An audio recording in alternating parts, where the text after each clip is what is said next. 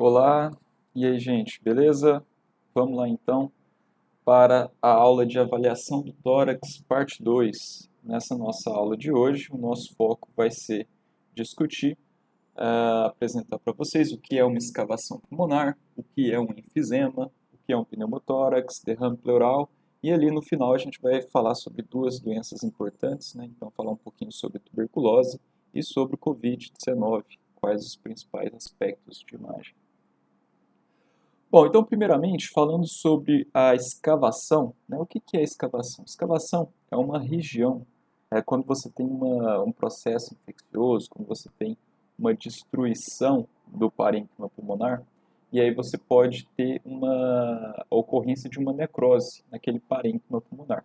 Então, no caso da tuberculose, né, que é uma das mais famosas de causar a escavação, você pode ter uma área de necrose, no caso da tuberculose vai ser uma necrose caseosa, e aí você tem a destruição daquele parênquima pulmonar.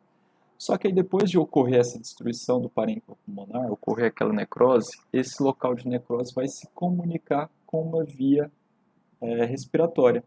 E aí, nesse local onde ocorreu a necrose, vai sair aquele conteúdo purulento e ficar a escavação. Então, eu desenhei aqui para vocês, ó, aqui nós temos uma radiografia e nós estamos vendo uma área radiolucente, uma área mais escura, delimitada por uma parede espessa, mais branca. Então aqui nós temos uma escavação. Então basicamente é o seguinte, você tem uma área de necrose no parênquima pulmonar e eventualmente essa área de necrose ela cresce e pega e destrói uma parede de um brônquio, de um bronquíolo que está passando ali perto. Quando você então tem a destruição dessa parede do brônquio, toda aquela necrose que estava aqui dentro, ela vai sair. Ela vai sair, vai se disseminar pela via aérea. E aí, quando essa necrose sai, o ar que estava aqui de fora vem e entra e ocupa esse local da escavação. E aí vai ser exatamente o que a gente vai ver nas radiografias, tá bom? Então, uma coisa importante da gente analisar quando você identifica uma escavação é saber a localização dessa escavação, se você consegue determinar bem os limites, avaliar a parede dessa escavação. Existem alguns quadros infecciosos que, quando essa parede está muito espessa e maior do que 3 milímetros, indica que está tendo um processo inflamatório ativo, infeccioso ativo, tá? Então está uma doença ativa. Eventualmente você também pode ter presença de escavações em neoplasias. Às vezes o paciente tem um câncer, tem um tumor e pode formar uma escavação dentro desse tumor. Ou, por exemplo, também no caso da tuberculose que eu citei, né? O paciente pode ter lá escavação, ele trata, recupera, fica bem, só que essa escavação é um dano que vai ficar lá para sempre, né? Ele formou aquela destruição tecidual e fica a escavação. Eventualmente você pode ter até mesmo um processo infeccioso secundário dentro dessa escavação, como você vai ter um ar que fica ali sem se movimentar, meio preso ali nessa escavação, você pode ter o crescimento de bactérias, de fungos lá dentro, tá? Você pode identificar a presença de líquido, nível líquido, entrar líquido dentro dessa escavação. Isso tudo indicar complicações, tá? Indicar, às vezes, um processo infeccioso secundário que esteja ocorrendo ali dentro. Então, as principais doenças que podem causar essas escavações são a tuberculose, né, a principal, mas também pode ter histoplasmose, câncer, infecções estafilocócicas e por aí vai. Então, olha só aqui esse caso, o paciente tinha uma escavação pulmonar, então você vê uma área mais escura, mais radiolucente, delimitada aqui por uma parede mais branca, mais espessa, e aí dentro dessa escavação, ó, eu vejo uma bola mais branca, né, mais hiperdensa, né, radiopaca.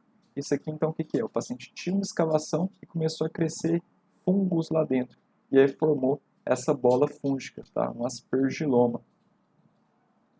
Nesse outro caso aqui, ó, o paciente tinha uma escavação aqui embaixo, então eu vejo uma área mais escura, radiolucente, uma parede branca aqui ao redor, só que além dele ter essa escavação, teve o crescimento de formação de líquido lá dentro, secreção. Provavelmente ele tinha escavação e ela infectou por alguma bactéria e aí formou esse nível hidroaéreo. Então, para quem não viu aqui, ó, aqui está a escavação, aqui em cima está ar e aqui embaixo está o líquido. E aí forma esse nível hidroaéreo.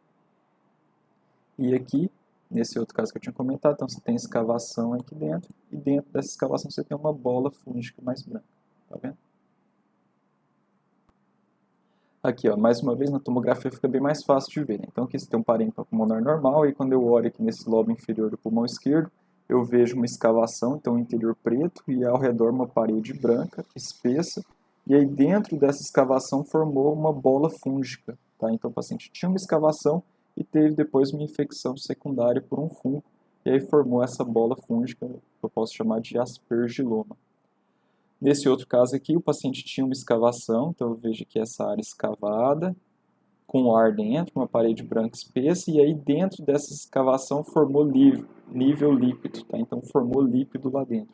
Então, provavelmente ele tinha escavação, infectou por uma bactéria, e aí formou esse pus, essa secreção lá dentro, tá? Então, uma escavação complicada, apresentando nível hidroaéreo.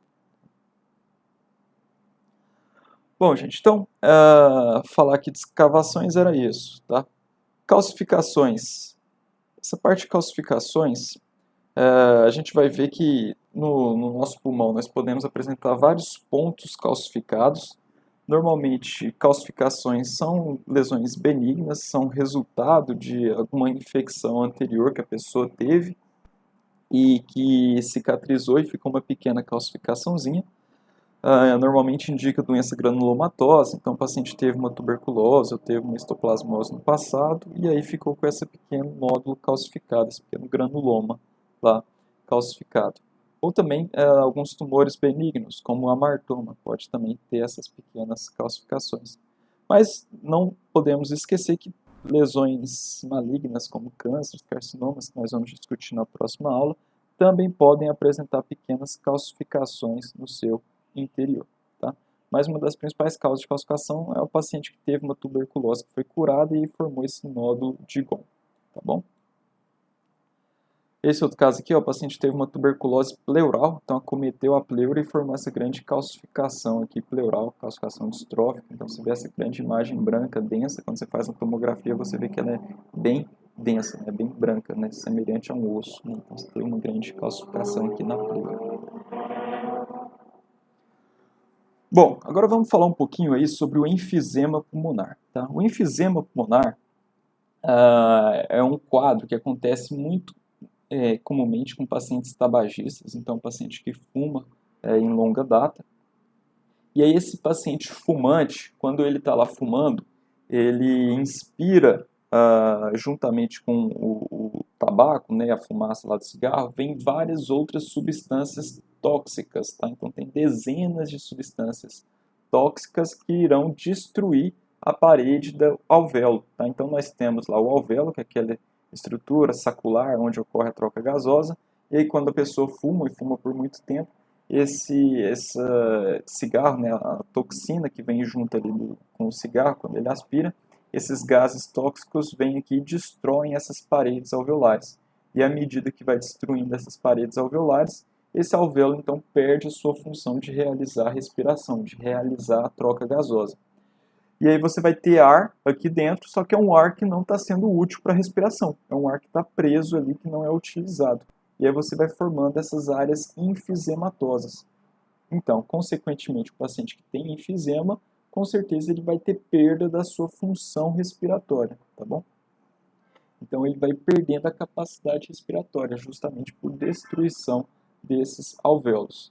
Em fases iniciais isso pode ser reversível, mas à medida que o tempo passa e essas lesões se estendem, vai se tornando um quadro mais irreversível e o paciente vai tendo uma descompensação, uma perda da qualidade de vida, uma perda da função respiratória, dificuldade para caminhar, realizar atividade física devido a essa perda da função, tá bom? Bom, então você vai ter destruição dos espaços onde ocorre troca gasosa, principalmente os alvéolos, mas também pode ter lá aqueles bronquíolos respiratórios, aqueles ductos alveolares terminais, onde também ocorre certa troca gasosa, também você vai ter destruição. E aí você fica com essa distensão permanente aí dos alvéolos. E eventualmente esses alvéolos destruídos eles podem se rompendo e coalescendo, né? Então se juntando e formando essas grandes áreas enfisematosas. Tá? Então o principal fator de risco é o tabagismo. Existem outras situações? Existem, né? Às vezes o paciente que trabalha num local que tem muita poluição, vive numa cidade muito poluída, também acaba inspirando ali muitos gases tóxicos que podem destruir esses alvéolos. e também pacientes que têm deficiência de alfa-1 antitripsina. Eles vão ter um tipo específico de enfisema, que é o panacinar, que eu vou comentar com vocês. Tá? Bom, então no raio-x de tórax, como é que eu identifico quais são os principais achados de um paciente com enfisema? Então aqui eu coloquei um raio-x normal e a gente comparar o raio-x normal com esse aqui que está alterado. Então o paciente, quando ele tem enfisema, ele tem uma destruição grande ali do parênquima pulmonar.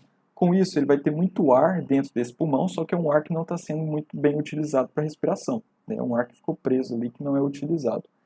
E aí, você então identifica, a primeira coisa marcante, você vê que esse pulmão ele fica mais escuro, ele fica mais radiolucente, ele fica mais preto no raio-x, justamente porque você tem uma grande quantidade de ar ali dentro, mas com destruição do parênquima. Então você não vai ver muito bem aqueles vasos, aqueles risquinhos brancos que estavam ali dentro do parênquima, ele vai ficar então mais preto, tá, no raio-x.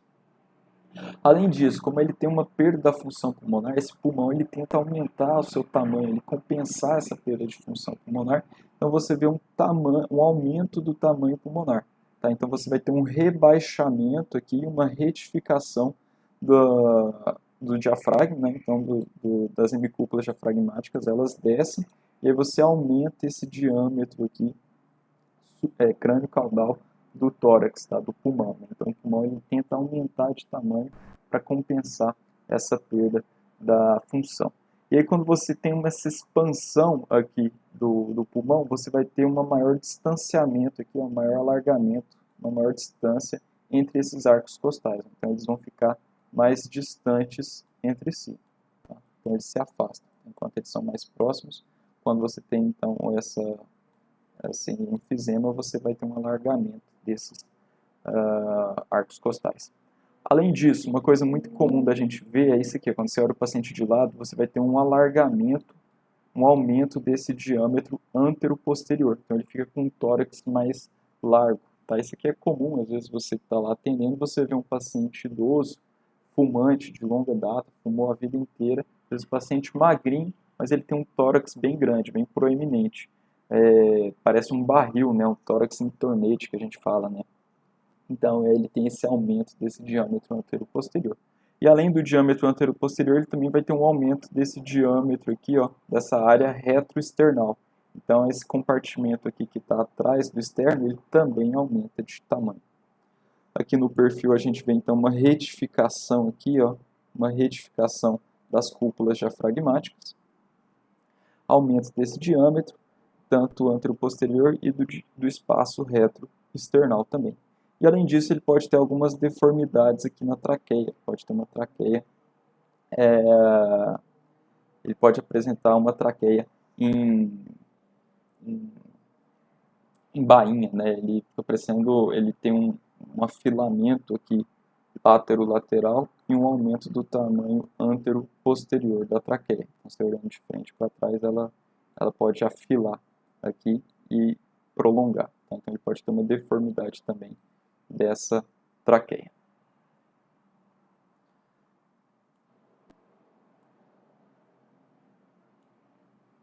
Bom, então aqui, ó, mostrando para vocês um tórax normal, né? Então aqui esse diâmetro retroesternal, né? Ele é menorzinho, 2,5. E aí quando a gente olha aqui o paciente com enfisema, olha o aumento que houve desse espaço retroesternal. Além disso aqui, ó, você no paciente normal, você vê que essa cúpula diafragmática aqui, ela tem que ter essa altura aqui maior que 1,5, né? E quando a gente olha aqui, olha como ela ficou retificada. Tá? Essa alteração da traqueia que eu comentei com vocês, então o paciente com enfisema, né, o paciente fumante, ele pode ter um afilamento aqui, ó, dessa porção inferior aqui da traqueia. Então ele afila essa porção lateral, mas quando eu olho de perfil, ele aumentou um pouquinho esse diâmetro. Então ele vai ficar mais deformado, ele não fica aquele formato redondinho, ele vai ficar mais ovalado, né? E aí quando eu olho aqui, ó, você viu que ele afila e aumenta o diâmetro antero-posterior. Então olha aqui, ó, a traqueia, e ela afilou bastante aqui, ó. Então isso aqui é uma das alterações que podem ocorrer no paciente com enfisema. Então aqui ó, a gente vê a traqueia mais fininha.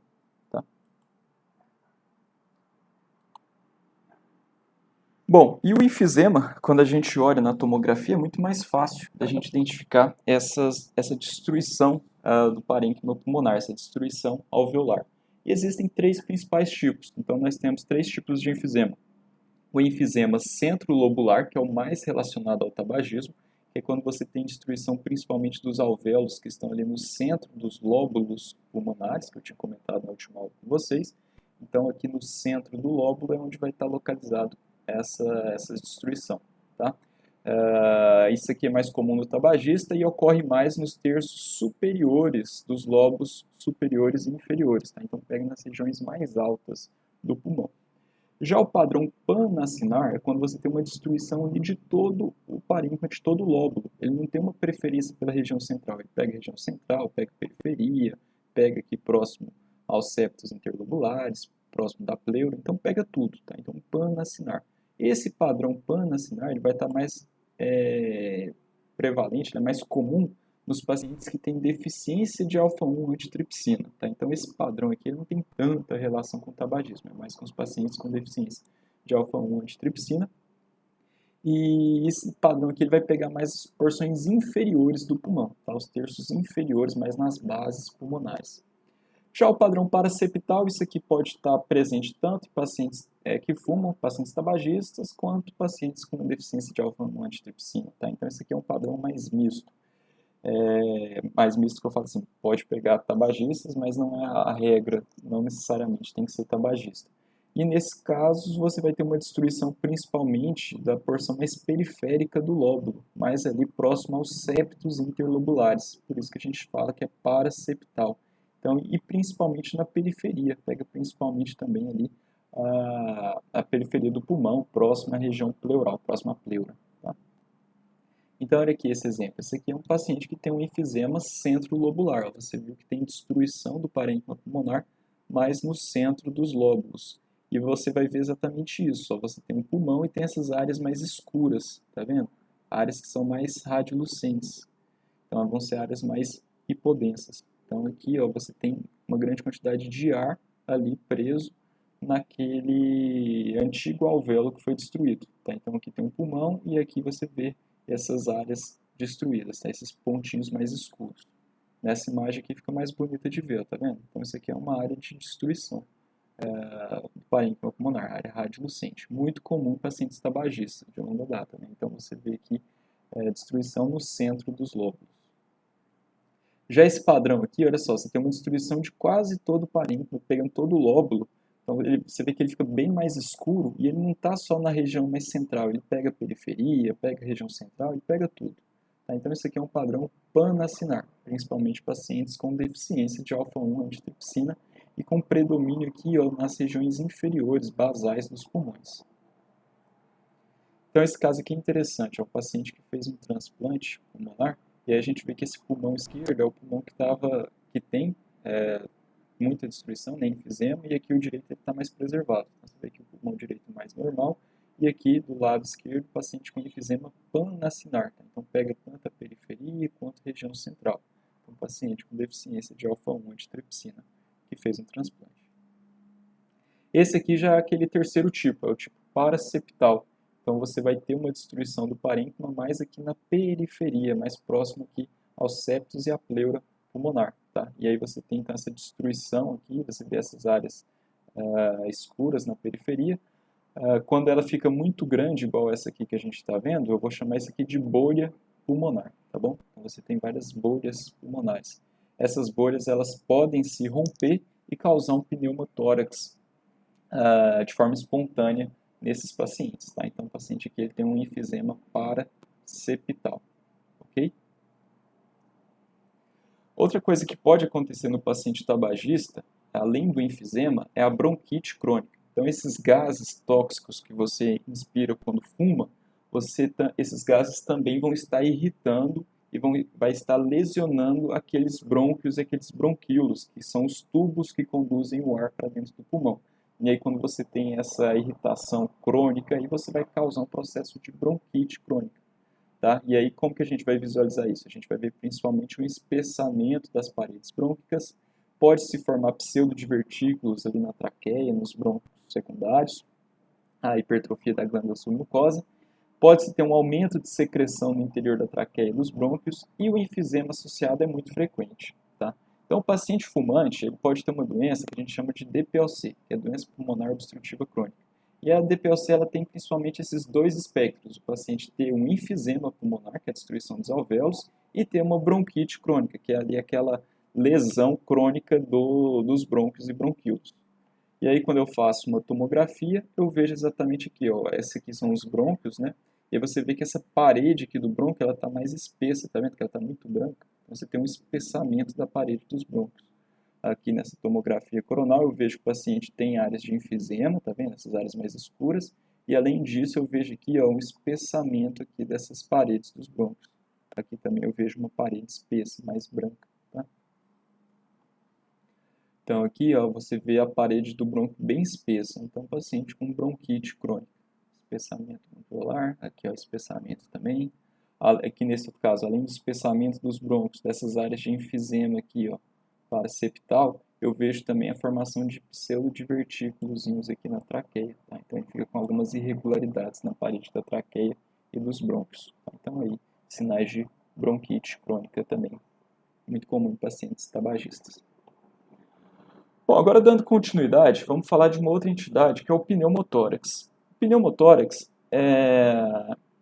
na verdade, é a presença de gás de ar dentro da cavidade pleural. Então vamos lembrar lá da anatomia, nós temos aqui ó, o pulmão, e aí revestindo o pulmão nós temos uma película que fornece uma proteção extra para o pulmão, que eu chamo de pleura. E essa pleura ela tem duas lâminas, ela tem a pleura parietal, que vai estar aqui ó, colada na parede torácica, e você tem a pleura visceral que vai estar colada ao parênquima pulmonar. Então, a pleura visceral está colada na víscera, a pleura parietal está colada na parede. E aí, nesse espaço, entre a pleura parietal e a pleura visceral, eu tenho a cavidade pleural. Tá? Essa cavidade pleural, no paciente normal, eu praticamente não consigo ver, porque o pulmão está todo inflado, né, cheio de ar, e aí essa pleura visceral ela fica em contato com a pleura parietal. Você tem apenas uma pequena quantidadezinha de líquido ali no meio, que permite dar uma maior, lubrifica o pulmão, né, permite dar uma maior mobilidade para esse pulmão na hora que você está inspirando, enchendo e esvaziando o peito de ar. Tá? Então a principal função desse líquido pleural normal é dar uma lubrificação e permitir a movimentação do pulmão. Já em casos patológicos, como por exemplo, o paciente sofreu um acidente ou o paciente estava internado lá na UTI, e você foi fazer uma punção venosa profunda e sem querer você perfurou essa caixa torácica.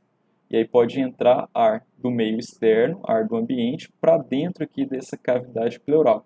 E aí esse ar que entra aqui dentro, ele comprime o pulmão, causa aquela atelectasia compressiva que eu tinha comentado com vocês, e aí você vai ficar com muito ar livre aqui nessa cavidade pleural. Esse ar livre na cavidade pleural, ele não está dentro dos alvéolos, então não é um ar que você usa para respiração. É um ar que fica preso ali dentro dessa cavidade pleural. Então, quando você tem esse ar dentro da cavidade pleural, eu chamo isso de pneumotórax. Tá? Esse pneumotórax eu citei o exemplo de quando você perfura a cavidade pleural, né? Mas isso pode acontecer também no paciente que tem, por exemplo, um enfisema pulmonar paraseptal, tem essas bolhas aqui, né, enfisema bolhoso, e uma bolha dessa pode romper. Se uma bolha dessa rompe, você pode extravasar ar para dentro da cavidade pleural também. Tá? Então você tem pneumotórax espontâneo e você tem um pneumotórax também hipertensivo. Hipertensivo é um caso grave, que é um caso em que, por exemplo, você tem a entrada de ar aqui dentro dessa cavidade pleural, você perfurou essa cavidade, você perfurou a parede torácica e começa a entrar ar. Só que esse ar ele só entra, ele não consegue sair, tá? Então ele vai entrando, uma vez que ele está lá dentro, ele não dá conta de sair mais para aquele orifício. Aquele orifício funciona como se fosse uma válvula. E aí o ar vai entrando e não sai, vai entrando e não sai. E aí, com isso, você vai tendo uma grande compressão do pulmão. E aí você então vai tendo um pneumotórax hipertensivo. E aí você pode comprimir o pulmão e empurrar tanto o pulmão quanto a traqueia e o mediastino. Tá? E aí, com isso, você pode ter um desvio de traqueia e esse quadro de pneumotórax hipertensivo, você pode aumentar a pressão aqui dentro, você vai colabando e pode comprimir aqueles vasos sanguíneos que entram aqui também, comprimir a artéria, comprimir as veias. Isso aí é um quadro muito grave, né? Então você tem uma compressão dos grandes vasos e pode causar um choque por baixo débito. Então aquele coração ele não dá conta de funcionar de forma mais adequada, justamente porque você tem um aumento de pressão ali na saída por onde está passando as artérias pulmonares e veias pulmonares. Isso então é um caso muito grave, quando você tem esse pneumotórax que o ar só entra e não sai e comprime bastante ali o pulmão. Então a gente chama de pneumotórax hipertensivo, é uma emergência médica. E aí o que você tem que fazer? Você tem que fazer exatamente isso aqui, ó. Você tem que passar, introduzir um dreno, um tubo peitoral, né? Você passa aqui um dreno dentro dessa cavidade pleural, e aí ele vai estar ligado, conectado a uma bomba que vai então succionar, vai puxar esse ar que estava ali dentro. E aí você então retira esse pneumotórax, e aí à medida que você, essa bomba retira esse ar lá de dentro, né, succiona esse ar lá de dentro, o pulmão volta a expandir, e aí o paciente fica bem, tá bom?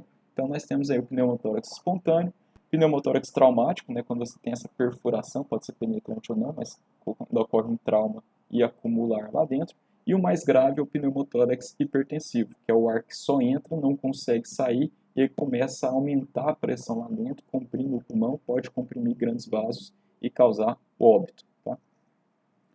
Bom, então aqui, ó, radiografia de tórax, aqui a gente pediu para o paciente expirar, né? Então ele soltou o ar. Quando ele solta o ar, você bate a imagem, você consegue ver, aqui está o pulmão direito, e eu vejo uma área mais escura aqui de fora, tá vendo? Eu consigo até traçar uma linhazinha aqui, ó. Tá vendo essa linha? Agora eu vou apagar. Aqui também do lado esquerdo também tem essa linha. Agora eu vou apagar essa linha e você compara. Onde está essa linha é onde tem esse riscozinho aqui, ó. Então o pulmão ele está só aqui. Esse lado externo aqui é onde está o ar livre ali na cavidade pleural. Então, esse aqui é um paciente com pneumotórax. Nesse outro caso aqui, ó, você tem aqui a parênquima pulmonar, né? Você tem ar no pulmão, você tem aqui os vasos, tem os risquinhos brancos, e aí eu vejo essa linha branca aqui, ó. Essa linha branca é o limite do pulmão, é aqui onde está a pleura visceral. Para cá, isso aqui tudo, ó, é ar que está livre na cavidade pleural. Então, esse aqui é um paciente com pneumotórax. Então, aqui de fora nós temos ar livre na cavidade pleural e aqui está o pulmão mais comprimido. Então, para quem não conseguiu ver, imagina que você soprou ar para dentro aqui dessa cavidade pleural. Então, essa região externa aqui, que está mais escura, é onde está o ar que não está sendo utilizado na respiração. É o ar do pneumotórax, tá? E aqui está o pulmão. Se esse ar só entra, você vai diminuindo, você vai ter uma grande atelectasia desse pulmão, e aí você vai ter o pneumotórax hipertensivo. Então, aqui um outro exemplo. Aqui do lado esquerdo, o paciente está com o pulmão normal. Quando eu olho do lado direito, você vê que ele está muito mais preto. Por que ele está preto? Porque aqui não tem pulmão. O pulmão do paciente está só aqui, ó. O pulmão do paciente está todo embrulhado e vazio. Tá? Esse aqui é o pulmão vazio. Esse restante todo aqui é o ar do pneumotórax. Então, um caso muito grave. Então, como se você tivesse soprado, isso aqui tudo é a área de pneumotórax. E o pulmão ficou bem colabado aqui. Tá bom? Nesse outro caso, aqui é um pouquinho mais complicado, né? O pulmão esquerdo está aqui, você vê que está o parênquima pulmonar relativamente preservado do lado esquerdo, e aí quando eu olho do lado direito, você vê que está bem mais preto. Então aqui você tem ar dentro dessa cavidade pleural, então você tem pneumotórax. Só que além do pneumotórax, eu vejo essa mancha, essa área branca aqui de baixo. E aí essa área branca é interessante que ela faz um nível, tá vendo? O paciente tirou essa foto em pé, você viu que tem um nível. Então isso aqui é líquido. Como é que eu sei que é líquido? Porque quando eu peço para o paciente deitar de lado e eu bato outra foto, eu vejo que esse líquido que estava aqui, ele derramou. Tá? Então esse paciente ele tem ar e tem líquido. Então ele tem um hidropneumotórax. Tá bom? Então aqui, ó. E o pulmão dele é só isso aqui, ó. O pulmão dele está todo colabado de cá. Então aqui você tem o ar, né, o pneumotórax, e aqui você tem o líquido livre. Quando o paciente deita, eu vejo aqui, ó, o ar do pneumotórax e aqui o derrame pleural. Então ele tem as duas coisas ao mesmo tempo. Tá? E por falar em derrame pleural, o que é o derrame pleural? Derrame pleural, a gente usa a mesma lógica que a gente discutiu aqui no enfisema, no pneumotórax, só que ao invés de você ter ar dentro dessa cavidade pleural, agora você vai ter líquido. Quando você tem líquido livre na cavidade pleural, aí sim você vai ter o derrame pleural. E o líquido, a gente já viu que ele é mais denso. Se ele é mais denso, ele vai ficar branco. E é isso aqui, ó. Então, o principal local que você tem que olhar é aqui, ó, nesse seio costofrênico, onde você tem a divisa entre o pulmão e o diafragma, tá? Esse seio costofrênico aqui do lado direito está preservado. Agora aqui do lado esquerdo eu não vejo o seio costofrênico. Por quê? Porque tem uma grande quantidade de líquido nessa cavidade pleural. É como se você jogasse líquido ali dentro, e aí você ficasse com essa áreazinha aqui, ó, formando essa parábola toda cheia de líquido na cavidade pleural. E aí você está na dúvida, será que tem derrame pleural mesmo ou não? Você pede para o paciente deitar, né? Ele vai deitar de lado, e aí você bate outra foto, você faz outra radiografia. Isso aqui é a incidência decúbito lateral ou incidência de Laurel. E aí você vê que aquele líquido que estava lá, ele derrama, tá? Então, isso aqui tudo é o líquido livre na cavidade pleural. E aí isso aqui, a derrame pleural, normalmente acontece quando você tem alguma coisa que está incomodando, alguma coisa que está irritando a pleura, tá? Então é a manifestação mais comum de doença pleural. E aí você pode ter dois tipos de derrame pleural, pode ser um transsudato ou um exsudato. E aí para você saber disso, você tem que fazer uma punção, né, desse líquido pleural e levar para o laboratório. O normal é que a gente tenha uma pequena quantidade de líquido ali na pleura, na cavidade pleural, cerca de 10 a 15 ml. Mas aí quando o paciente tem alguma lesão nessa pleura, você pode ter um aumento desse líquido, tá? O primeiro local onde eu consigo ver é no seio costofrênico posterior. Então você faz essa radiografia aqui, o paciente em perfil, você vê que é uma grande quantidade de líquido, então você vê que está um pouco mais branco nessa região aqui de baixo, tá? Então você pode fazer incidência em perfil ou você pode fazer essa incidência em Laurel, né? Que é essa aqui quando o paciente, que é essa daqui, ó, quando o paciente está de lado, né? Quando ele faz decúbito lateral. Então essas duas incidências, essa daqui e essa em perfil, são as que a gente consegue ver mais fácil esse derrame pleural. Na incidência em PA eu também consigo ver, só que normalmente eu só vou ver quando você tiver um derrame pleural muito grande, aí, cerca de 200 ml ou mais de líquido, que eu vou conseguir ver que esse seio costofrênico some. Já nessa incidência aqui em decúbito lateral, no Laurel, se você tiver um aumento aí só de 50 ml, eu já consigo ver essa fina camada branca derramando aqui dentro, tá bom? Então, para quem não conseguiu ver, ó, aqui está o derrame pleural. E aqui no perfil é essa áreazinha mais branca, tá bom? Então aqui o derrame no PA e aqui no perfil. E nesse outro caso aqui, a gente vê que esse paciente ele teve um trauma, então ele teve um grande sangramento aqui pegando todo esse pulmão direito, então ele ficou com hemitórax opaco. Então ele tem sangue na cavidade pleural e ele teve uma grande atelectasia também do pulmão, né? Ele teve, o pulmão direito dele todo ficou murcho. Como é que eu sei disso? Porque eu vejo aqui um grande desvio da traqueia. Aqui, tá vendo? Então, essa traqueia está aqui, ó. Ela ficou toda repuxada aqui para o lado direito. Inclusive o coração também. O coração do paciente estava aqui, deveria estar mais para cá. Ele foi repuxado para cá, tá bom? Então, um quadro de hemitórax opaco, então teve sangue, grande quantidade de sangue ali dentro da cavidade pleural e também esvaziou esse pulmão direito e aí teve essa atelectasia, certo? Bom, gente, agora eu vou falar um pouquinho aí sobre tuberculose. Tuberculose, infelizmente, é uma doença muito prevalente, principalmente em países em desenvolvimento, países mais pobres. E é uma doença infecto-contagiosa crônica granulomatosa que é causada principalmente pelo Mycobacterium tuberculose. Tá? Ela pode acometer qualquer órgão do nosso corpo. O mais comum, o órgão que é mais acometido é o pulmão, mas você pode ter acometimento ósseo, pode ter acometimento geniturinário. Então, vários órgãos, vários sistemas neurológicos, né, vários sistemas podem ser acometidos. O mais comum é o pulmão e é o nosso foco aqui hoje. E observou-se, né, nos últimos anos, nas últimas décadas, um aumento até da tuberculose devido aí ao surgimento do HIV, da AIDS, que deixa o paciente imunodeprimido e isso acaba também aumentando a prevalência de tuberculose, né? Então, pacientes com HIV, eles têm um risco maior de ter tuberculose. Mas não só pacientes com HIV, né? Também a gente percebe que com o surgimento aí de bacilos multiresistentes, né, que não respondem bem ao tratamento, você também impulsiona aí a tuberculose, além da desorganização do sistema de saúde, porque assim, a tuberculose é uma doença que em países desenvolvidos, você que tem um bom sistema de saúde, você consegue fazer o diagnóstico precoce e tratar, e o tratamento, na maioria das vezes, é muito eficaz. Então, você interrompe a transmissão dessa doença de forma fácil. Mas em países em desenvolvimento, que não tem um sistema de saúde tão desenvolvido, aprimorado, infelizmente é uma doença que acomete muita gente, tá? E também está muito relacionado à miséria, né, más condições de habitação, esses processos de urbanização desorganizado, isso aumenta aí a prevalência da tuberculose.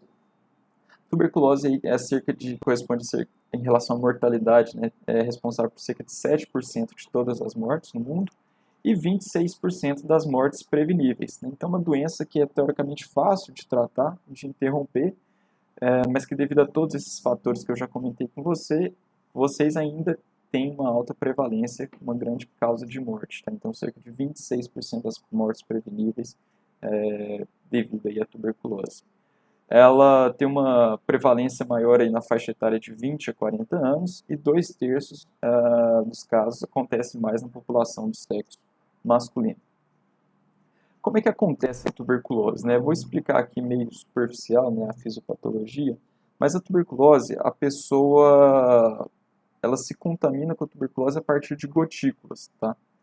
Então, o Mycobacterium, ele não é móvel, ele fica suspenso no ar, então quando a pessoa doente tosse, você vai ter aquelas Mycobacteria, as mais pesadas caem, e as mais leves ficam em suspensão ali no ar, né, essas gotículas. E aí a outra pessoa que às vezes está convivendo com um paciente com tuberculose na mesma casa, que tem um convívio mais longo, ela pode então inspirar essa micobactéria, e aí essa micobactéria ela desce aqui, né, através da traqueia dos brônquios, e pode se alojar lá em algum alvéolo.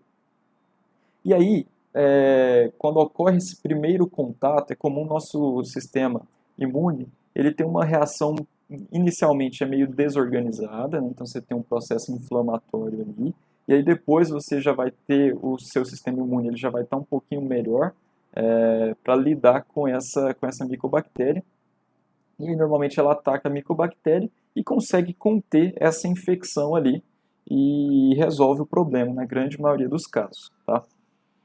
Tanto que a maioria das lesões que ocorrem devido ao micobactério não é por causa do micobactério. O micobactério ele não é capaz de produzir nenhuma toxina. Tá? A maioria das lesões que nós temos no corpo se deve a uma própria resposta imune do nosso corpo, às vezes uma resposta imune até exacerbada, que destrói o tecido, o parênquima pulmonar ali, tentando destruir, conter esse micobactério. E na grande maioria das pessoas você resolve o problema ali de uma vez. O seu sistema imune consegue lidar bem e conter esse micobactério, impedir que ele fique se replicando. Agora, numa pequena porcentagem da população, esse micobactério ele não é contido nessa fase inicial. E aí ele continua se multiplicando, e aí ocorre necrose caseosa ali no tecido, no parênquima pulmonar, e eventualmente pode atingir ali os brônquios, os bronquíolos, e ter uma disseminação mais rápida ali por via aérea, e aí vai se alastrando, tá? Esse micobactério pode cair também no sistema linfático, ir lá e causar acometimento dos linfonodos, causar linfonodomegalia, e aí você tem uma progressão rápida logo nessa fase inicial. E aí isso eu vou chamar então de tuberculose primária, tá bom? Então essa tuberculose primária ela é mais comum em crianças, tá? Então é mais comum na faixa pediátrica, que são as crianças quando elas têm um primeiro contato com a tuberculose. Então, muitos de nós temos contato com o micobactério, mas a gente resolve o problema do nosso sistema imune, dá conta ali de resolver, conter o micobactério e matar, né? Acabar, resolver a doença. A pessoa não desenvolve tuberculose. Já uma pequena porcentagem da população, né, principalmente essas criancinhas, às vezes estão com o sistema imune não muito bom, nesse primeiro contato com o micobactério ele vai desenvolver a tuberculose. o micobactério vai se replicar e vai se expandir ali pelo pulmão. E aí, como é que eu vou identificar isso nos exames de imagem, né? Então, uma das principais características é a identificação de opacidades parenquimatosas.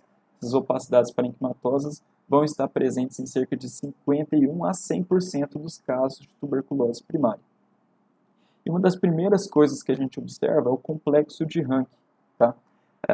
O complexo de Ranke ele acontece quando a pessoa tem um contato com a tuberculose e, como eu falei, na maioria das pessoas isso se resolve, você tem uma regressão desse complexo de Ranke. Só que aquelas pessoas que vão ter a tuberculose primária, você tem um prolongamento. E o que é esse complexo? Esse complexo, você então vai ter ali o foco, onde se implantou o micobactério, ele começa a se replicar, e aí o nosso sistema imune ataca ali, aí você começa a ter necrose caseosa, e você vai ver essa lesão, então, essa opacidade, nesse caso aqui já está calcificada, e aí esse local ali onde esse micobactério está se replicando, ele pode cair no sistema linfático e ir lá para o linfonodo, e aí você começa a ver então linfonodomegalia. Então você tem um acometimento pulmonar associado a linfonodomegalia, tá? Então esse aqui é o complexo de Ranke. Tá? Além disso, né, você então pode ter um prolongamento. Então essa micobactéria pode se difundir pelo pulmão. E aí você tem a formação de áreas opacificadas. O local mais comum de ter opacificação é no pulmão direito. Pode ser no pulmão direito ou no esquerdo, tá? Mas tem uma maior prevalência no pulmão direito. E pega principalmente aqui os ápices pulmonares. Então esse exemplo que eu coloquei nem é bom, né? Esse aqui está pegando região inferior. Mas o mais comum é você ter opacidades aqui em cima. Eu vou mostrar para vocês. Tem uns outros exames ali mais na frente, eu vou mostrar para vocês que o acometimento é mais aqui nos segmentos superiores apicais do lóbulo superior do pulmão, principalmente do lado direito. Tá? E aí, se isso aqui não se resolve, vai se progredindo e aí você vai ter a tuberculose primária. E aí eu vou buscar, então, áreas de consolidação. Consolidação a gente já comentou na última aula, né? Quando você tem aquela mancha branca homogênea que tampa os vasos sanguíneos. Essa consolidação ela pode ser unifocal, segmentar ou lobar, mas isso até apresenta uma grande variedade, né? Então depende muito. Né? Você pode ter uma consolidação em um só lugar, ou pode ter pegando mais lobos, pegando mais segmentos pulmonares. E as outras alterações que a gente identifica também são principalmente cavitações, abaulamento da cisura, aqui escavações. Né? Escavações, pode-se ter calcificações e disseminação broncogênica. Então, como é que acontece isso? O paciente, igual eu já tinha mostrado para vocês, ele, no comecinho da aula, né, quando eu desenhei lá a escavação, você tem uma região no pulmão, ali no parênquima pulmonar, que vai ter uma proliferação desse micobactério. E aí pode começar a se ter uma necrose caseosa. Então, você vai ter ali aquele tecido necrótico. Eventualmente, esse tecido necrótico ele pode atingir um brônquio pulmonar, e esse bronco pulmonar vai lá se comunicar com toda aquela árvore brônquica, né? Então, que desenha a traqueia, os brônquios principais, e aí essa necrose que estava ali dentro, que estava cheio de micobactéria, ela vai sair daqui de dentro. Quando ela sai daqui de dentro, esse espaço onde ela estava vai ficar vazio e vai encher de ar, e forma então a cavitação. E aí quando esse micobactério, com essa secreção, com essa necrose, sai de dentro desse local cavitado, ele vai se disseminando pela via aérea, vai se disseminando pelos brônquios e pelos bronquíolos. E aí, então, você vai ter uma disseminação broncogênica, que é o que a gente está vendo aqui. Ó. Então, esse paciente tinha uma pequena cavitação, aqui está com ar, só que antes aqui tinha um monte de micobactéria. Ela atingiu um brônquio e aí ela se dissemina. E aí você vê essas áreas brancas aqui na tomografia, que corresponde justamente a essa infecção se disseminando por dentro dos brônquios. E você fica com esse aspecto aqui em árvore de brotamento.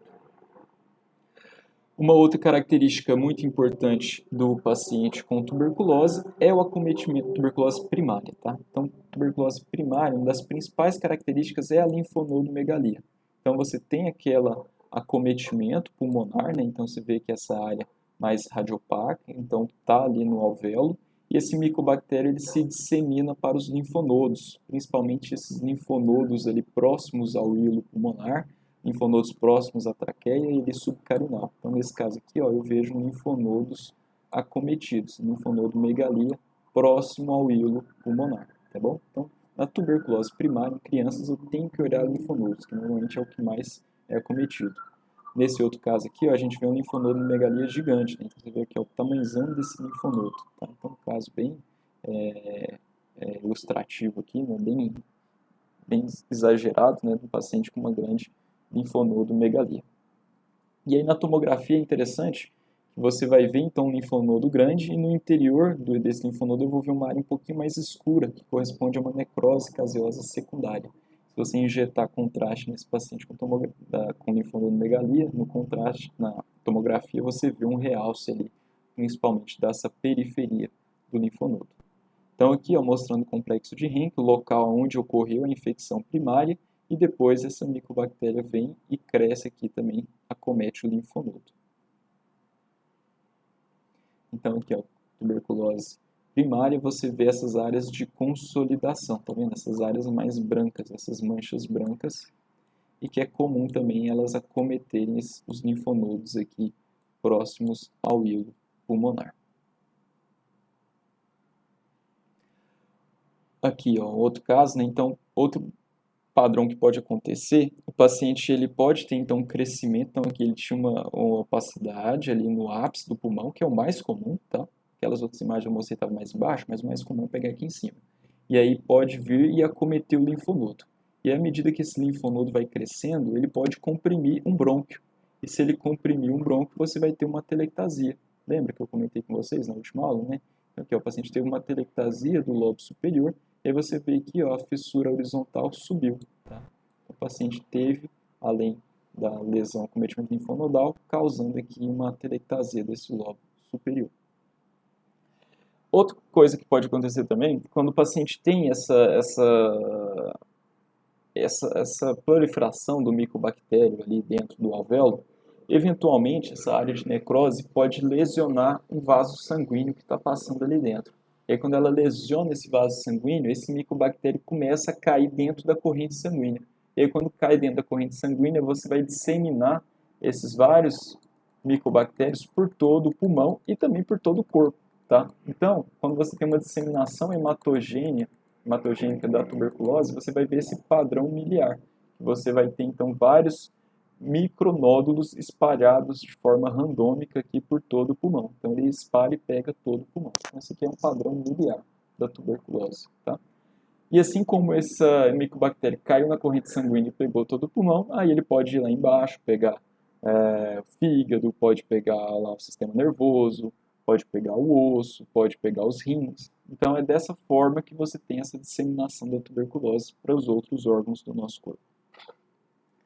E quando você também tem um acometimento da tuberculose, começa a chegar aqui muito próximo, né, essa tuberculose, essa área infecciosa, ela se estende à pleura, eu já acabei de comentar com vocês, né, a irritação na pleura, uma das principais características é um derrame pleural. Tá? Então, o processo inflamatório que alcança a pleura, essa pleura sofre, ela começa a chorar, né? Ela começa a ter um excesso de líquido e aí você pode ter um derrame pleural secundário também. Então aqui mais uma vez, né, o paciente com tuberculose e com a disseminação hematogênica. Então você vê esses vários pontinhos brancos aqui, ó, como se fossem grãos de milho que estão espalhados por todo o pulmão. Por isso que a gente fala miliar. Tá? Então você vê esses vários pontinhos ali, esses micronódulos espalhados de forma aleatória por todo o pulmão. Então, isso que a gente discutiu é a tuberculose primária, tá? Esse que é o mais comum em crianças, tá? Então, a principal característica é o aumento dos linfonodos.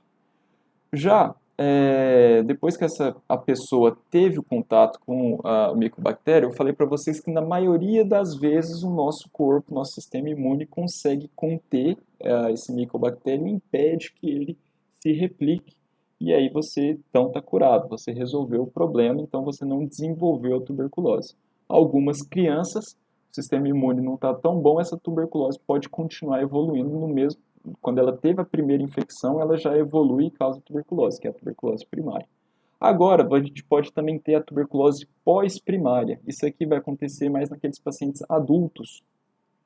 Depois que teve muitos anos que já teve contato com o micobactério, mas aí depois quando ele já está velho, às vezes seu sistema imune baixa e aí ele pode voltar a ter uma tuberculose, pode voltar a ter uma manifestação ali, uma reinfecção pelo micobactério, e aí nesse caso o micobactério se alastra pelo pulmão, e aí você vai ter a tuberculose pós-primária.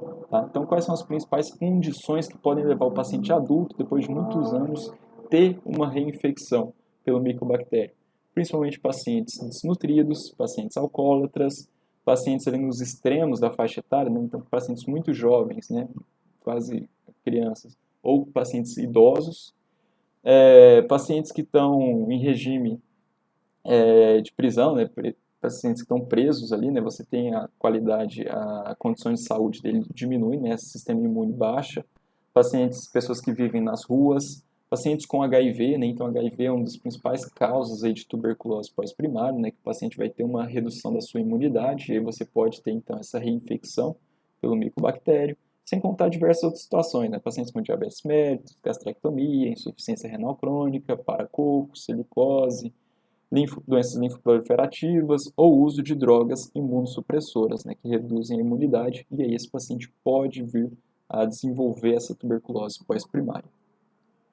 E aí, o que eu vou identificar? Muitos desses achados que eu vou ver aqui na tuberculose pós-primária são muito semelhantes aos achados da tuberculose primária. O que vai diferenciar principalmente a história clínica, né, são pacientes mais velhos que têm uma redução da sua imunidade, e existem algumas particularidades, né? Então, uma delas é que nesse caso de tuberculose pós-primária, raramente você vai ter linfonodomegalia. Tá? Então, paciente adulto com tuberculose não é muito comum eu ver aquele linfonodo grandão, igual a gente vê lá nas crianças na tuberculose primária. Mais comum vai pegar os lobos superiores ou os segmentos apicais dos lobos inferiores, né? Então, pode pegar aquele segmento superior do lobo inferior ou os segmentos apicais dos lobos superiores. É comum você ter também escavação, pelo aquele mesmo raciocínio que a gente comentou, né? Então, proliferou a micobactéria, teve necrose caseosa, essa necrose comunicou com um bronquíolo, o pus sai lá de dentro, né? A necrose sai lá de dentro e fica com ar. E aí, então, aqui nessa tomografia, eu estou vendo aqui ó, uma área de escavação, e eu vejo aqui uma parede bem espessa. Normalmente, uma parede aí com mais de 3 milímetros indica que você está tendo uma atividade infecciosa ativa ali. Então aqui eu vejo nessa tomografia eu vejo a escavação de forma bem fácil. Aqui nesse raio-x eu também estou vendo aqui ó, a escavação, né, arredondada, a parede branca espessa. E além disso eu vejo aqui ó, essas áreas opacas ao redor, essas opacidades.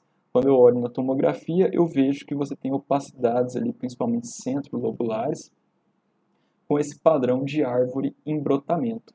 Esse padrão de árvore em brotamento significa que esse conteúdo caseoso, esse micobactério está crescendo ali dentro dos ácidos, dentro dos alvéolos, e aí fica com esse aspecto aqui. Ó. Tem um aspecto em trevo também, que algumas pessoas relatam assim. Tá? Então você pode ter essas opacidades heterogêneas, disseminação broncogênica, pode-se ter nódulos, tá? Nódulos no espaço aéreo, principalmente com aspecto em trevo, que eu vou mostrar para vocês. E pode-se ter também consolidações. Algumas consolidações podem parecer bastante com aquele quadro de pneumonia bacteriana que a gente comentou na última aula. Mas aí se você vê esse padrão de consolidação, principalmente na região apical do pulmão, tendo escavação, eu vou pensar mais em tuberculose, e aí a história clínica também é diferente, né? Esse paciente com tuberculose, principalmente tuberculose pós-primária, é um quadro mais arrastado, o paciente relata ali perda de peso, tosse e febre vespertina, tá? Então lembra disso, o paciente com tuberculose ele tem mais febre no final do dia, no anoitecer, tem uma febre vespertina, paciente perdendo peso, uma tosse seca que pode evoluir depois para uma tosse mais produtiva, né? Mas é um quadro mais arrastado, tá? Um quadro mais lento, mais crônico. Então aqui, ó, um paciente com uma grande consolidação aqui nesse lobo superior, e no interior dessa consolidação a gente vê uma grande escavação pulmonar, pegando região apical. Tá? Então pensar em tuberculose. Aqui também você vê umas áreas radiopacas aqui nos ápices. Esse outro caso, o paciente tem uma grande escavação pulmonar ali na região apical do pulmão esquerdo, e essa consolidação aqui, essa mancha branca aqui nesse pulmão esquerdo, também tem áreas brancas aqui no pulmão direito.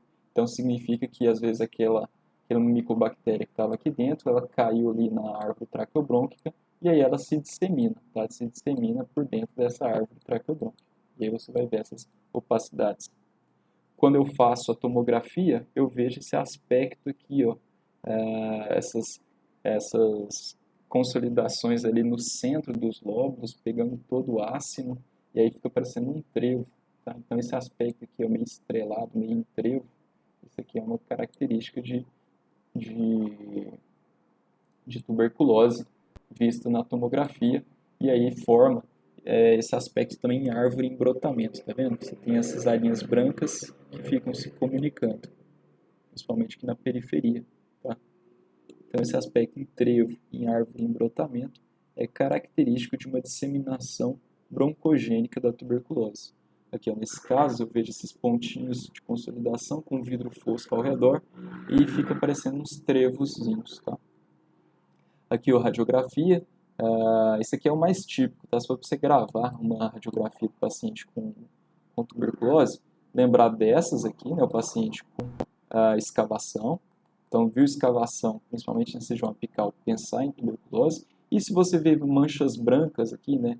Então vê aquelas opacidades reticulares também, você pode ter acometimento do interstício, ter também consolidações pegando os ápices do pulmão, vou lembrar da tuberculose, e aí, logicamente, você tem que olhar a história clínica do paciente.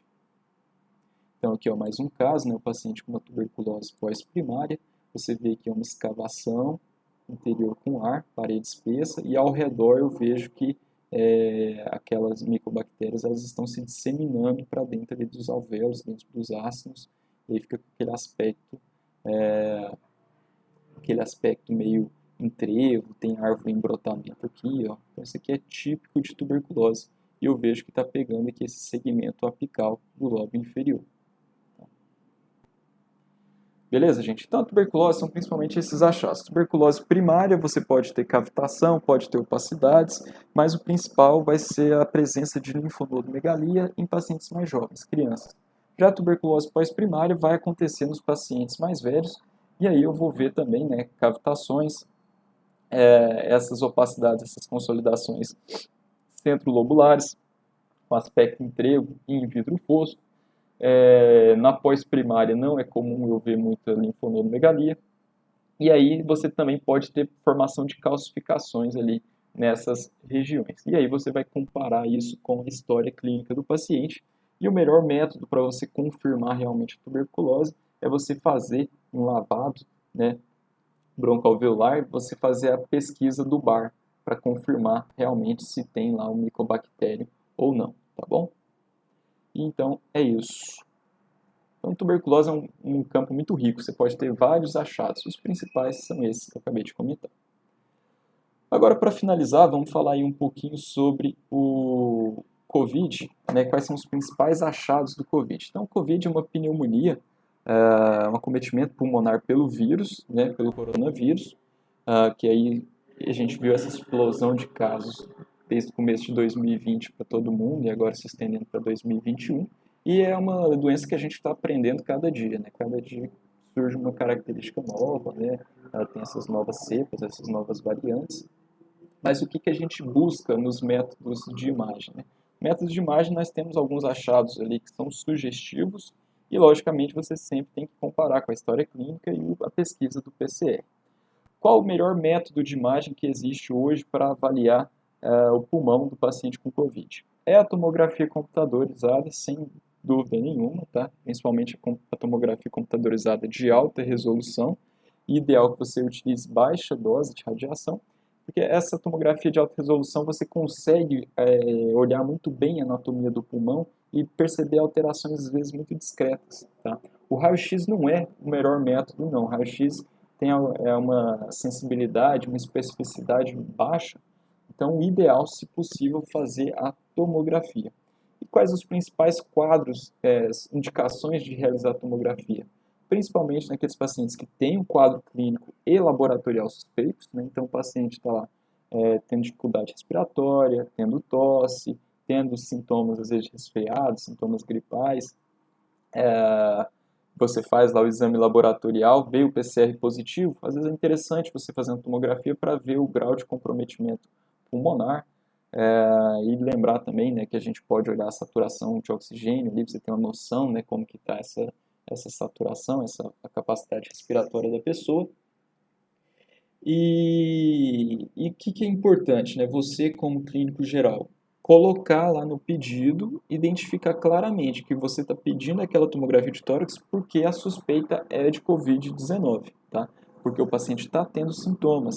E o ideal é você falar se ele já fez PCR ou não, se é só uma suspeita, se ainda não fez o PCR, ou se já fez o PCR e se está confirmado. Porque aí a gente vai pensar, não, esse paciente tem Covid, eu não estou aqui para saber se ele tem Covid, eu estou aqui para ver o grau de acometimento pulmonar, né, ver se ele tem sinais de complicação desse quadro clínico. E é importante também você falar o tempo de evolução, tá? Para a gente saber se esse paciente começou a ter sintomas agora, ou se ele já está uma semana com sintomas, ou se já passou mais tempo, né? Já deve estar 2, 3 semanas, e isso também interfere ali nos achados que a gente encontra, tá? Agora, um ponto importante de eu comentar com vocês é que a tomografia ela não confirma a infecção pelo COVID, tá? Ela indica, ela dá sinais sugestivos de que seja COVID, mas o que vai confirmar mesmo é a pesquisa pelo PCR, tá? O RT-PCR. Então, o raio-x, né? O raio-x, qual que é o problema dele? Nas fases iniciais, normalmente você não vê muita alteração no comecinho, tá? O paciente começou a ter sintomas ali nos primeiros dias. Às vezes o raio-x pode até estar normal. E quando você tem alterações, são alterações meio inespecíficas. Então, na fase inicial, às vezes o paciente está com raio-x normal, mas se você fizer a tomografia, você já vê algumas alterações, já vê algumas opacidades em vidro fosco, que você às vezes não vê no raio-x. E aí depois, quando aparecem os achados no raio-x, eles são achados pouco específicos, tá? Então são achados inespecíficos, podem ser correspondentes a outras pneumonias virais, a outras doenças, tá? Então o raio-x ele não nos auxilia muito nisso, tem uma baixa sensibilidade. O raio-x ele vai ser bom para aquele paciente que está com Covid, às vezes ele está internado, está numa UTI, e você não vai ficar fazendo tomografia todo dia nesse paciente, porque a radiação é muito grande, às vezes não tem necessidade. Então, naquele paciente que já está internado, já está sendo tratado, você pode fazer aí um raio-x de acompanhamento, né? Você pode fazer um raio-x todo dia para ver se você está tendo uma melhora ou uma piora do acometimento pulmonar, tá? Então, nesse caso aqui, ó, o paciente estava internado, né? Estava aqui ao leito de UTI, está sendo aqui monitorado, e aí eu vejo que nesse pulmão deles tem essas manchas brancas, tá? Essas opacidades aqui dispersas pelo parênquima pulmonar. Pode ser Covid? Pode, mas tem várias outras situações que levam a isso, tá? Então isso não, o raio-x não me auxilia muito a fazer o diagnóstico, ele auxilia no acompanhamento. E aí quando eu faço a tomografia eu consigo ver bem melhor esses achados, ó. Então eu vejo que essas áreas de vidro fosco, ovaladas, mais na periferia, bilateralmente. Então isso aqui é melhor para a gente falar, tá? Questão de importância do raio-x para acompanhamento. Então olha só esse paciente, ele deu entrada, né? Fez esse primeiro raio-x na fase inicial do COVID, quase normal, né? Você vê que há algumas áreazinhas mais brancas, né? Essas umas áreas radiopacas, mas no geral está quase normal esse raio-x. Passados 3 dias você viu que aumentou essas áreas brancas, tá vendo?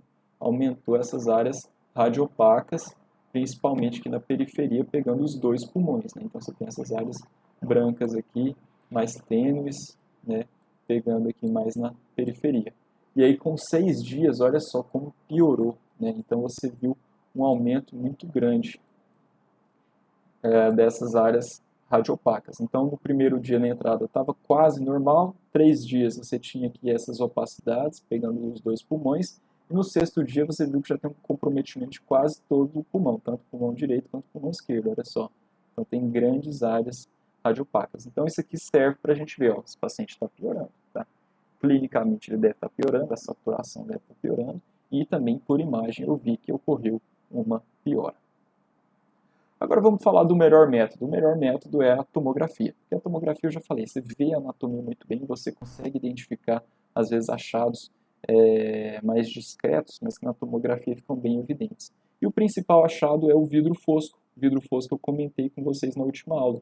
né? Vidro fosco quando você tem um acometimento alveolar, mas parcial, né? Então ele não fica todo cheio de líquido, ele fica parcialmente cheio de líquido, e também pode ter um acometimento daquele tecido intersticial. Além do vidro fosco, a gente também pode ter focos de consolidação pulmonar, né, que a gente já comentou, pavimentação e mosaico, quando você tem, além do vidro fosco, você tem aquele espessamento dos septos interlobulares, pode ter o sinal do halo invertido, isso aqui é bem interessante, eu vou mostrar para vocês, e outras características importantes, a distribuição normalmente é na periferia, né, na periferia dos pulmões, predominantemente nas bases pulmonares e tem um formato mais arredondado, tá? O pico dos achados acontece de 6 a 11 dias. Então, olha só esse caso aqui, ó, paciente com 5 dias, eu vejo essas áreas arredondadas de acometimento na periferia e é um padrão de vidro fosco. Você vê ali que é um brancozinho mais discreto, ele não é totalmente branco na consolidação, então tem esse vidro fosco aqui, esse branco mais discreto e já tem uma áreazinha aqui no centro que está ficando mais densa, né, ficando mais branca. Então aqui você viu um vidro fosco na periferia do pulmão esquerdo, outro aqui na periferia do pulmão direito. Você já vê outros focos de vidro fosco arredondados aqui no lobo inferior. E aí aqui eu já vejo aquela área de vidro fosco lá do lado esquerdo, no lobo superior, no lobo inferior, arredondado na periferia, bilateral. Nesse lado aqui direito, você viu que aquele vidro fosco ele já ficou mais extenso, já tem áreas de consolidação mais brancas ali no meio. Então, nesse caso aqui, ó, você vê vários focos de vidro fosco pegando principalmente a periferia dos dois pulmões, tá bom? Bilateralmente. Então, aqui um quadro mais grave, né? Então, você tem um vidro fosco maior, mais amplo. Como é que eu sei que é vidro fosco? É um branco mais discreto e eu vejo aqui os vasos sanguíneos correndo aqui no meio. Então, tem vidro fosco aqui no lobo inferior, aqui no lobo médio, aqui na língula e aqui pegando grande parte aqui desse lobo inferior. Tá? Então, grande quantidade de acometimento do vidro fosco. E olha só a diferença para isso aqui. Isso aqui é um COVID? Não é. Tá? Isso aqui eu até mostrei essa imagem na última aula. É uma consolidação pulmonar. Isso é um paciente com pneumonia. Eu vejo aqui o broncograma, pneumonia bacteriana. Né? Então aqui é um paciente que tem uma pneumonia bacteriana, tem uma grande consolidação e vejo o broncograma aéreo passando ali no meio. Isso aqui é totalmente diferente disso. Tá? Então isso aqui é uma lesão, um acometimento focal ali no pulmão esquerdo. Agora, olha só o paciente COVID, ele tem várias áreas arredondadas de vidro fosco pegando a periferia dos dois pulmões. Tá? Então, são coisas diferentes. Esse outro caso aqui, ó, paciente na fase inicial, né, um acometimento mais leve, você vê um vidro fosco discreto, mais arredondado na periferia dos pulmões, então você vê um acometimento aqui, aqui do lado direito também tem algumas áreas de vidro fosco. Tá? Aqui já é um quadro mais, já está mais extenso, né? Eu já vejo um vidro fosco e no interior eu vejo consolidações, tá? Então consolidação é essa área mais branca, o vidro fosco é essa mais discreta. Pegando aqui o pulmão direito, pegando aqui a língula, né, no pulmão esquerdo. Aqui eu vejo então consolidação e vidro fosco ao lado, pegando o lobo superior direito, mas eu também vejo um acometimento lá no ápice do pulmão esquerdo, aqui na base do pulmão esquerdo, e aí, logicamente, né, a história clínica e o PCR vão te auxiliar. Né? Nesse contexto que a gente está vivendo, eu tenho que pensar também no COVID. Então, olha aqui, ó, lesões ovaladas, né, arredondadas. Então, você tem aqui uma consolidação. Aqui ao redor você está vendo um vidro fosco, área de vidro fosco periférico. Aqui uma pequena consolidação com vidro fosco também na periferia do lobo inferior direito. Aqui no lobo inferior esquerdo, eu vejo já uma consolidação. Né? Então, isso aqui não é vidro fosco, é uma consolidação, mas que a gente sabe também que consolidação ocorre no paciente com COVID. Você vê até o broncograma aéreo ali de permeio. Tá?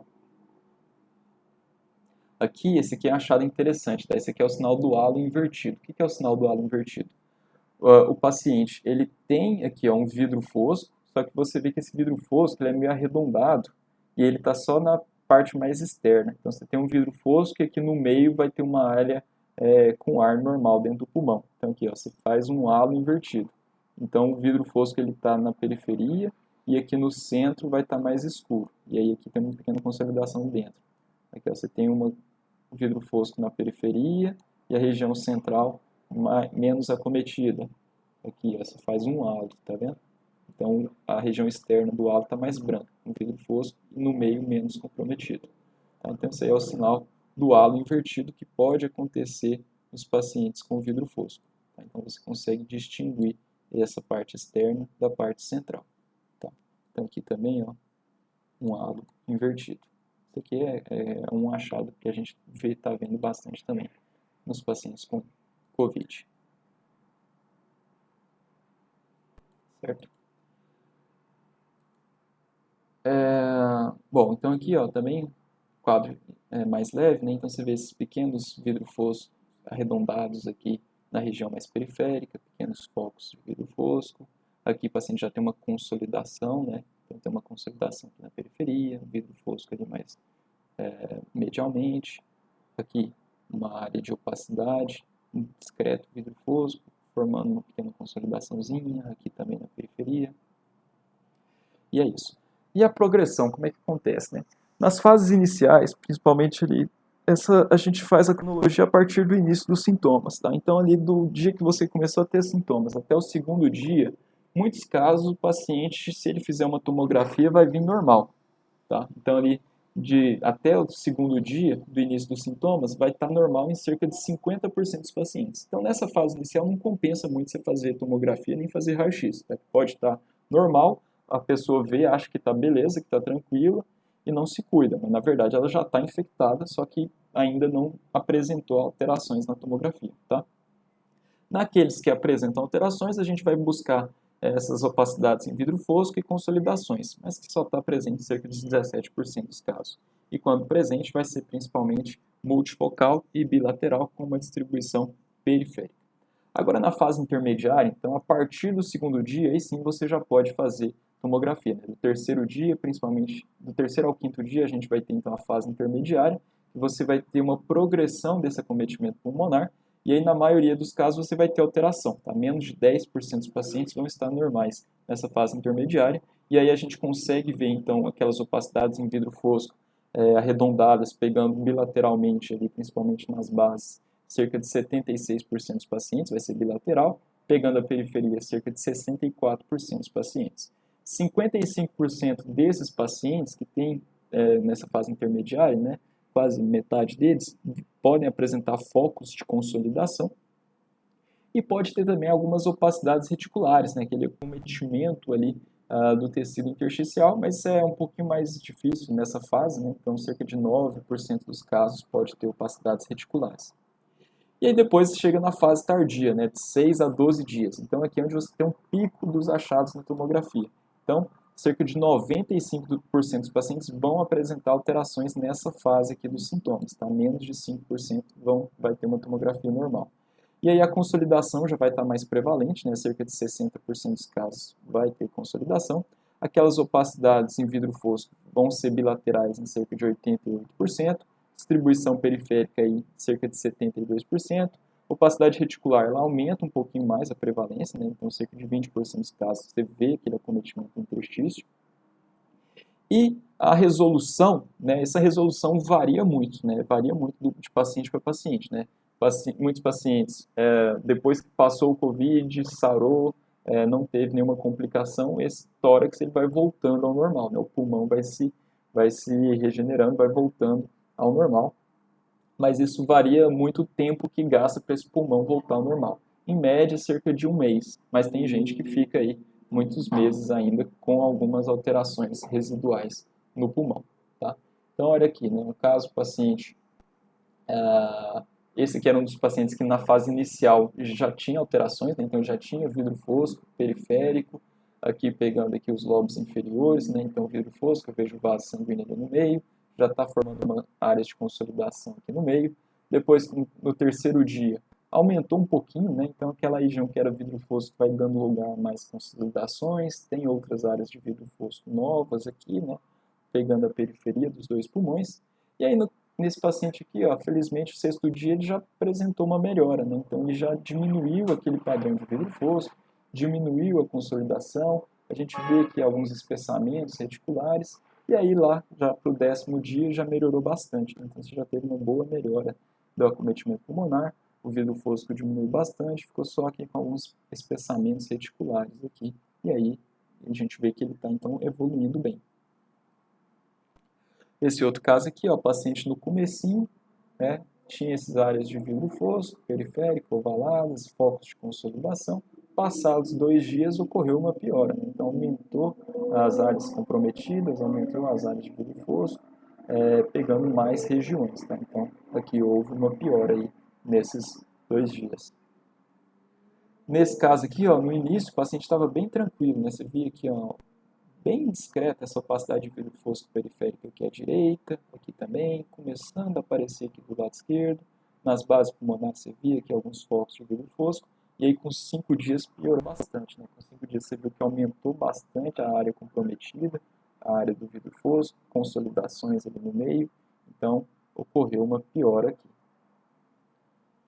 Agora a gente fala às vezes muito como melhorou, piorou, que é aquela quantificação, né? Todo mundo, às vezes vocês vão ler lá no laudo de tomografia e vai estar falando, teve um comprometimento de 15%, 25% a 30%, um comprometimento maior que 50%, 90%, 80%. Essa avaliação, né, o grau de acometimento pulmonar, é uma quantificação eminentemente subjetiva, tá? É uma quantificação de forma subjetiva. O médico que está olhando, ele olha e fala, eu acho que acometeu 10%, cometeu menos, cometeu 20%, 50%. Então isso varia muito de pessoa para pessoa, né? Varia muito de médico para médico. Às vezes um médico olha aqui e fala, eu acho que tem 20% acometido. O outro fala, eu acho que tem 30%.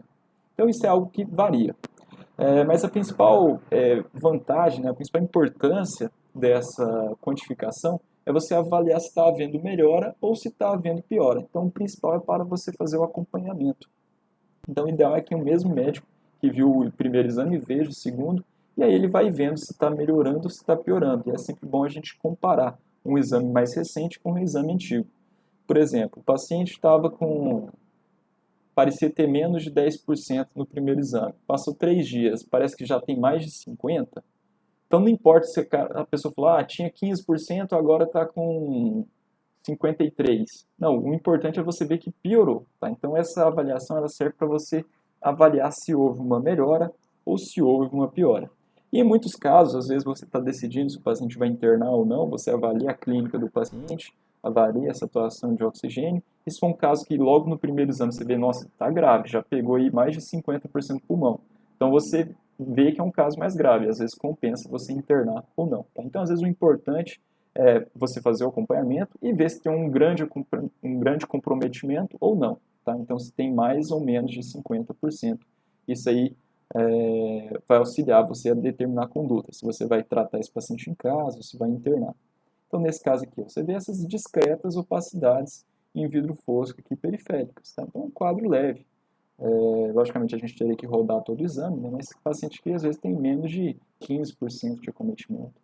Agora você olha um quadro desse aqui, você vai rodando o exame, está o pulmão todo branco, com essas grandes áreas de vidro fosco, pequenos focos de consolidação na periferia, ou grandes áreas de comprometimento, isso aqui é um quadro mais grave, tá? Esse paciente aqui tem mais de 60%, 70%, aí depende, né? Você tem que olhar o exame todo para falar. Você vê que é um caso mais grave do que esse daqui, tá bom? Então, uma análise subjetiva, mas que nos auxilia aí a ter um parâmetro melhor.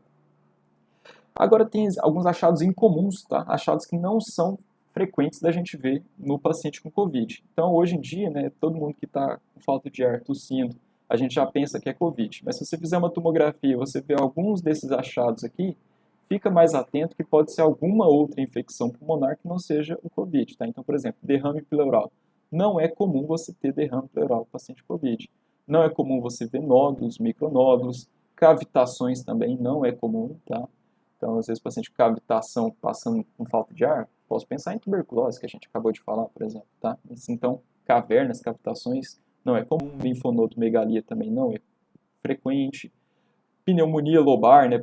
Padrão de pneumonia lobar a gente discutiu na última aula, né? Fica aquela área branca, homogênea, ali, bem densa, pegando um só lobo pulmonar, né? Então, isso é tipo de pneumonia lobar bacteriana, diferentemente do Covid, né, que você pega todo o pulmão, os 2 pulmões, né, principalmente na periferia. Padrão nodular centrolobular, árvore em brotamento, né, que a gente tinha comentado na tuberculose, então isso aí também é pouco frequente, né, isso não é esperado de se ver no Covid. E aí, se você identificar qualquer um desses achados aqui, fica atento, né, que esse paciente pode estar tendo uma outra doença pulmonar. E aí eu tenho que pensar nos diagnósticos diferenciais. Beleza, gente? Então é isso, eu acho que a gente conseguiu falar aqui bastante, muita coisa, né? Então falamos aí da consolidação pulmonar na primeira aula, padrão reticular, atelectasia, escavação, pneumotórax, derrame pleural, enfisema, tuberculose, Covid-19. Essa parte aqui de nódulo, ela vai ficar para o terceiro momento, tá? Nossa terceira aula a gente vai falar mais sobre nódulos, vai falar mais sobre câncer pulmonar, tá bom? Então é isso, obrigado. Qualquer dúvida podem me mandar lá no Google Classroom, ou na próxima aula eu tiro a dúvida de vocês. Estou aí à disposição, tá bom? Então bons estudos a todo mundo. Um abraço.